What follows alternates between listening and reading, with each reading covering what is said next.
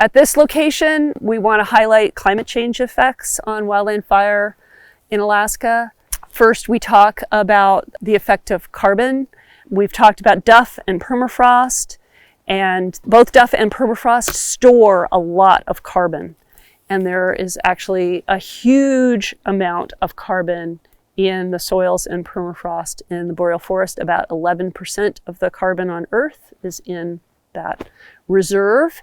And it is released by wildland fire both by direct consumption, so the carbon that goes up when the trees and the soil, the duff, are burned, but then also, as we've talked about, when the duff is consumed and that insulation comes off the permafrost like a lid off a cooler, then the permafrost starts to thaw, and associated with that permafrost thaw is a bunch of carbon decomposition, and that goes on for years afterwards, because then those organic soils are able to decompose and that carbon goes up into the atmosphere.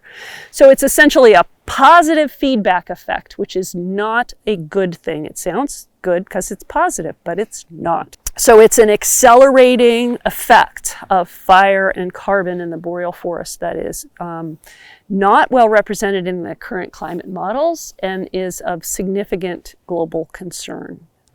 Then we also talk here about lightning. Just from the basic physics of how lightning is created, a warmer climate should lead to more lightning. And the observational record is consistent with that. So lightning has increased in Alaska over the last 30 years on a statewide basis, about 17% over the whole state, and lightning is. If you look regionally, the areas of Alaska that traditionally have not had a lot of lightning, so the North Slope, Western Alaska, the areas that have been more maritime in the past, now with climate change are seeing really significant increases in the amount of lightning that they're experiencing. And so those fires, we're starting to see fires in other areas that have not been as traditionally fire prone as interior Alaska. We had a recent season in 2015 that really showed that. We had massive lightning strikes in June 2015, 75,000 lightning strikes over the month, and about 60,000 in just under a week. Started about 300 fires. It was really a challenge for response.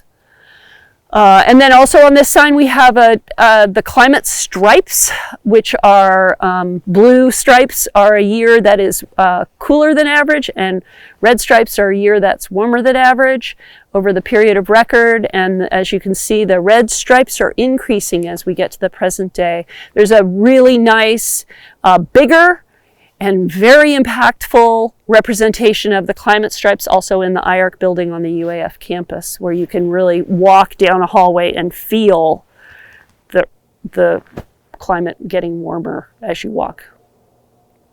Putting a project like this together took a lot of partners, and they're all listed on this sign. I'm not going to tell you all of them, but it took a lot of collaboration with folks at UAF and then also at the agencies, particularly Eric with the BLM Alaska Fire Service, but also all the other agencies involved in wildland fire provided feedback on putting this walk together.